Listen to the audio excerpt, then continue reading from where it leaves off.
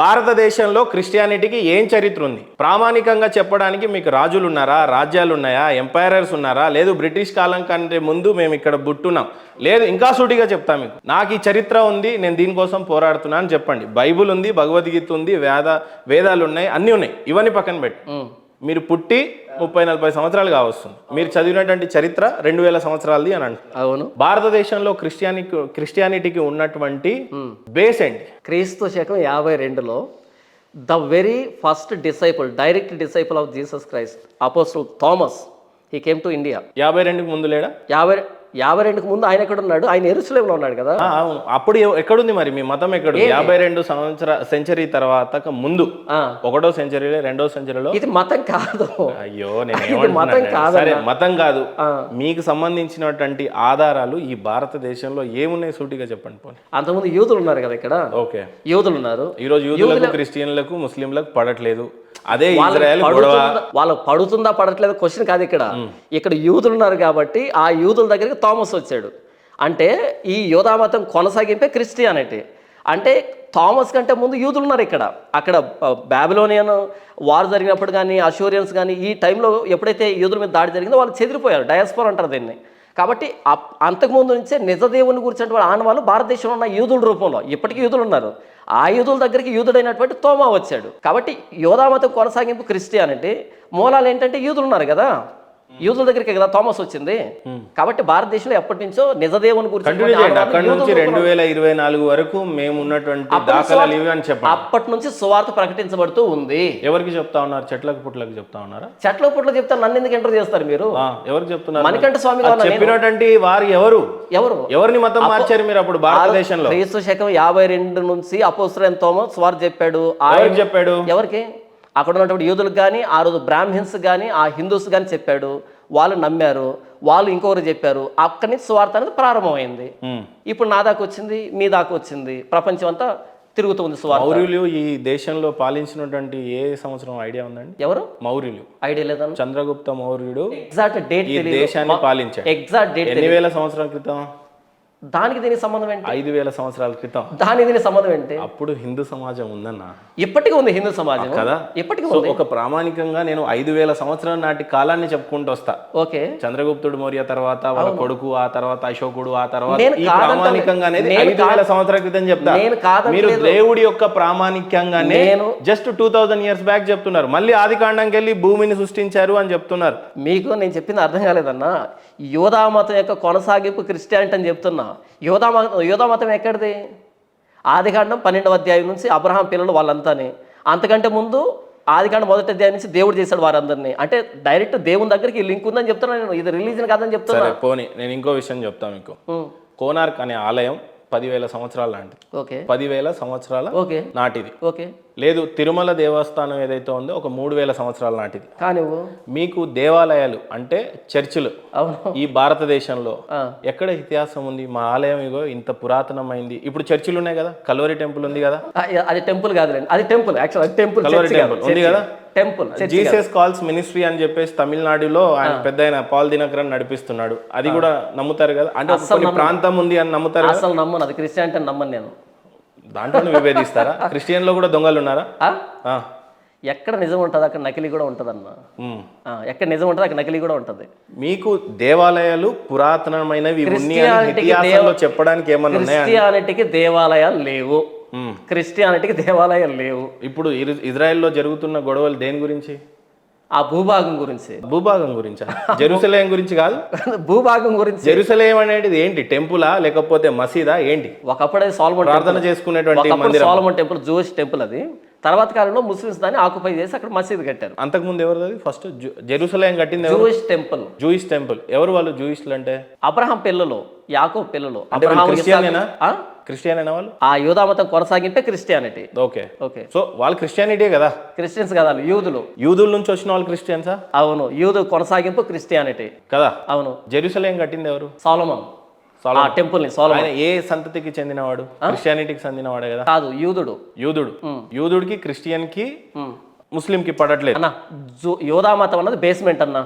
Christianity భవనం అన్న. నేనేమంటానంటే ఇజ్రాయెల్లో ఇప్పుడు యుద్ధ మేఘాలు కమ్ముతా ఉన్నాయి. అవును ఫలిస్తీన్లు మాత్రం గొడవలు పడతా ఉన్నారు. అవును వీళ్ళు గాజా మీదకి వేస్తా ఉన్నారు బాంబులు. అవును ఇక్కడ భూభాగం గురించి ఒక గొడవ అయితే అవును ప్రధానమైన గొడవ దేని గురించి? ఇజ్రాయెల్ యుద్ధం చేస్తుంది అరేబియన్స్ తో గానీ ముస్లిమ్స్ కమ్యూనిటీ సోదరులతో గానీ. ఎందుకు యుద్ధం చేస్తుంది ఇజ్రాయెల్? ఆ భూభాగం గురించి అన్నది నాకు తెలిసిన ఇన్ఫర్మేషను. ఆ సోలమన్ టెంపుల్ని వాళ్ళు డెస్ట్రాయ్ చేసి అక్కడ మసీద్ ఎప్పుడైతే కట్టారో మరలా దాన్ని ఆక్యుపై చేసుకోవడానికి వాళ్ళు పోరాడుతున్నారు. ఇప్పుడు మీరు చెప్పింది ఏంటి? యేసు ప్రభుల వారికి ఒక మందిరం అనేది ఉండదు అన్నారు. అది యేసుప్రభు మందిరం కాదన్న, Jewish temple is different church కాదు అది. క్రిస్టియన్ సోదరులంతా కూడా ఇజ్రాయెల్కి ఎందుకు వెళ్తా ఉన్నారు? ఇట్ ఈస్ హిస్టారికల్ ప్లేస్ అన్న. ఏముంది అక్కడ? ఏముంది? బైబిల్ సంబంధించినటువంటి ఆనవాళ్ళు ఉన్నాయి అక్కడ. మందిరం లేదు. మందిరం మీరు చెప్పారు కదా లేదని. యేసు ప్రభుల వాళ్ళకి మందిరం లేదు. యేసుప్రభు మందిరం కట్టలేదన్న. ఇజ్రాయెల్ ప్రెసిడెంట్ కి చెప్పండి. అయ్యో మీరు గూగుల్ సెర్చ్ చేయండి. యేసుప్రభు అడగండి, wear is the temple of Christian అడగండి. సోలమన్ టెంపుల్ లేదు, జీసస్ క్రైస్ట్ టెంపుల్ ఎక్కడ ఉందని జస్ట్ గూగుల్ లేదన్న. అయ్యో ఉందన్నా. అన్న గూగుల్కి తెలియని విషయం క్రిస్టియానిటీ గురించి నాకు తెలుసు, బైబిల్లో ఉన్నది. అర్థమవుతుంది. యేసు ప్రభు ఏ టెంపుల్ కట్టలేదు, యేసు ప్రభు ఏ టెంపుల్ కట్టలేదు, అది సోలమన్ టెంపుల్. అది సరే, బోధన ఎక్కడి నుంచి బోధించేవాడు? ఎక్కడి నుంచి బోధించేవాడు?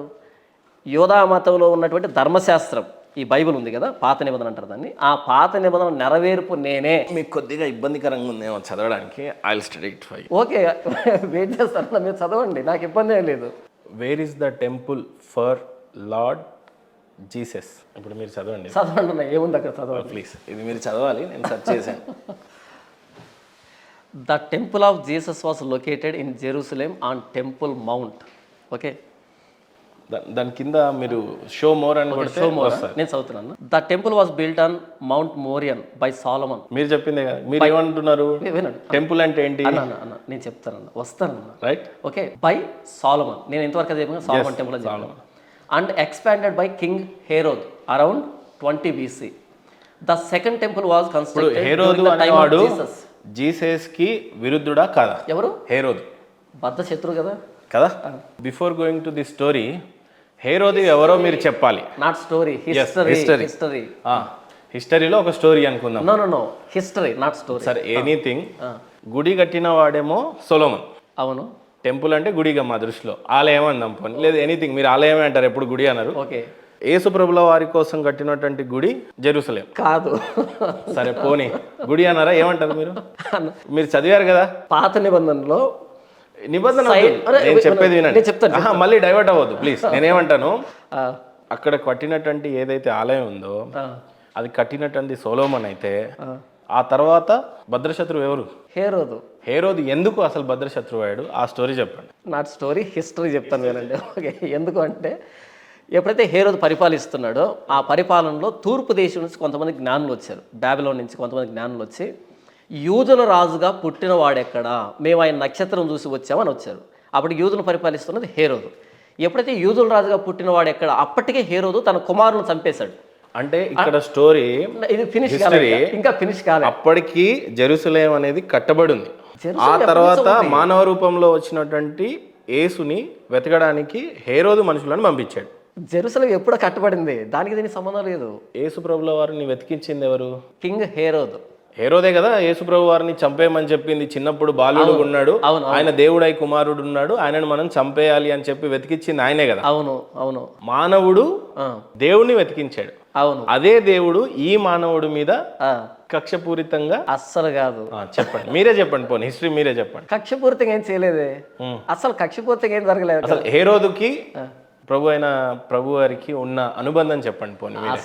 అనుబంధం కాదు, సంబంధం ఏంటంటే యూదుల రాజుగా పుట్టినవాడు అనగానే ఆయన కోపం వచ్చింది. అప్పటికే తన కుమారులను చంపేశాడు. యూదుల రాజుగా పుట్టింది యేసు ప్రభు. హేరోదు ఉన్నటువంటి ఆయన కూడా యూదుల రాజు అప్పటికి పరిపాలిస్తున్నాడు. అప్పటికే తనకు పోటీ వస్తారేమోనని ఆయనకి చాలా మంది భార్యలు ఉన్నారు. అంటే హేరోదుకున్న కోపం ఏంటంటే, నాకంటే గొప్పవాడు ఒకడు పుట్టాడు, ఆయన నేను చంపాలి, నా సింహాసనానికి ఇబ్బంది ఏమో. ఆయనకు ఒక ఇన్ఫర్మేషన్ అందింది. అవును, అప్పటికే ఆయన కుమారులను చంపేశాడు ఆయన. ఏది, ఆ భార్యలు ఏమైనా కుట్ర చేసి వారి కుమారులు సింహాసనం ఎక్కిస్తారేమో అని, కుమారులు ఉంటే నాకు థ్రెట్ అని ఉద్దేశం కుమారులే చంపినటువంటి కఠినాత్ముడు. అలాంటి సందర్భంలో యూదుల రాజుగా ఇంకొకటి పుట్టాడు అనగానే యేసు ప్రభు మీద కక్ష పెంచుకొని ఆయన లేకుండా చేయాలి, ఆ ఆలోచన కూడా లేకుండా చేయాలి, నేను తప్ప ఇంకో రాజు ఉండకూడదు అనేటువంటి దాంతో యేసు ప్రభు చంపడానికి ప్రయత్నం చేశాడు. తర్వాత యేసుప్రభు తల్లిదండ్రులకి దేవదూత ప్రత్యక్షంగాడు, వారిని నడిపించడం, ఐగుప్తుకు నడిపించడం, వాళ్ళు అక్కడికి వెళ్ళడం, ఈలోపు హేరోదు చనిపోవడం, ఇదంతా జరిగింది. హేరోదు ఎలా చనిపోతాడు? ఆయన పాదంలో జబ్బు ఉంటే, అంటే ఆరోగ్యం బాగలేక ఆయన నడుస్తూ ఉండగానే ఆయన కాళ్ళలోంచి పురుగులు కింద పడేవంట. అంత భయంకరమైన స్థితికి వచ్చాడు. అప్పుడు కొడుకు అనుకుంటాను, ఆయన కొడుకు గట్టిగా తంతే, అంటే ఆ కోపంలో తంతే అలా కిందికి దొర్లుకుంటూ వచ్చి కింద పడి చచ్చిపోయాడు. అలా హేరోదు చనిపోయాడు. బైబిల్లోనే కొన్ని అద్భుతాలు జరిగినాయి. ఎర్ర సముద్రాన్ని 2 పాయలుగా చీల్చడం. అవును, కొంతమందిని కాపాడారు. ఎవరు? మన సైన్యములకు అధిపతి అయిన యెహోవా కాపాడాడు. ఎవరు కాపాడతాడు? రెడ్ సీని ఇద్దరిని చీల్చేది ఎవరు? మోసే చీల్స్తాడు. మోషే తన కర్ర చాపమని చెప్పింది దేవుడు.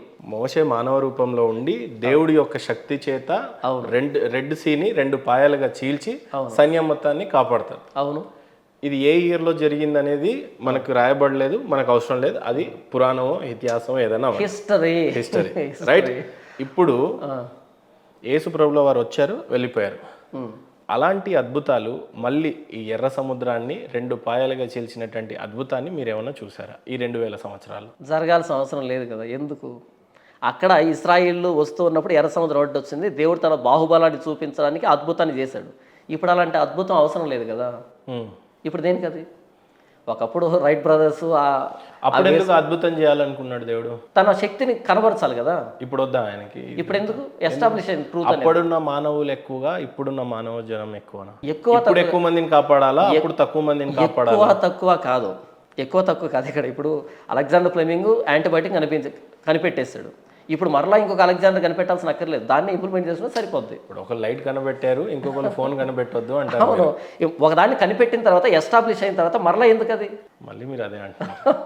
2000 సంవత్సరాల క్రితం అన్ని అద్భుతాలు జరిగినప్పుడు అంతమంది మానవులు దేవుణ్ణే శోధింపజేశారు. అవును. అంత పెద్ద ఎర్ర సముద్రాన్ని చీల్చిన తర్వాత కూడా, ఇజ్రాయెల్ ప్రజలు ఆ రెడ్ సీని దాటిన తర్వాత కూడా అవును ప్రతిసారి మోషన్ శోధించారు. అవును. మీ దేవుడు ఏంటి, మాకు అన్నం లేదు, మాకు నాన్ వెజ్ లేదు, మాకు చికెన్ లేదు. అవును. శోధింపజేశారా లేదా? అవును కదా. అవును. అప్పుడు జనాభా తక్కువ ఉందనుకుందాం. అంటే రోజు రోజుకి జనాభా పెరుగుతూ వస్తుంది. అవును. ఈ రోజున 135 కోట్ల జనం భారతదేశంలో ఉంటే ప్రపంచం మొత్తంలో 700 కోట్ల జనాభా ఉందని అనుకుందాం. అవును.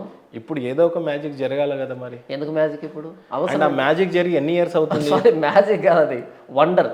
జాన్ పాల్ గారు ఒకటి బాగా ఆలోచించండి. మనము కొద్దిగా ఇది పోగొట్టుకుంటే మన రెస్పెక్ట్ పోద్దాము. రెడ్ సీని చీల్చినటువంటి మోషే, ఓకే, అలాంటి ప్రవక్తలు ఇప్పుడు లేరా? లేరు. ఇప్పుడు వచ్చినటువంటి జాన్ పాల్ దొంగ, బ్రదర్ సతీష్ దొంగ, విజయ్ రెడ్డి దొంగ, లేకపోతే ఈ సోకాల్డ్ ఫాదర్ పాస్టర్లు అంతా దొంగ, ఇదంతా అబద్ధం చెప్తాను అని చెప్పడానికి మరి ఎట్లా? మరి అప్పుడు అట్లా దాన్ని చెప్తాను. మోజెస్ ప్రాఫెట్, ప్రవక్త. Pastor John Paul pastor. నేను ప్రాఫెట్ని కాదు. తెలుగులో ఏమంటారు పాస్టర్ని? కాపరి, సంఘ అధ్యక్షుడు, సంఘ నాయకుడు. ప్రవక్త అని ఎవరిని అంటారు? ప్రవక్త అంటే దేవుడు ఆయనతో మాట్లాడతాడు, దేవుడు ఆయనతో మాట్లాడి ఆయన ద్వారా కొన్ని చర్చిలో ఫాదర్లు పాస్టర్లు ఏమంటారో తెలుసా?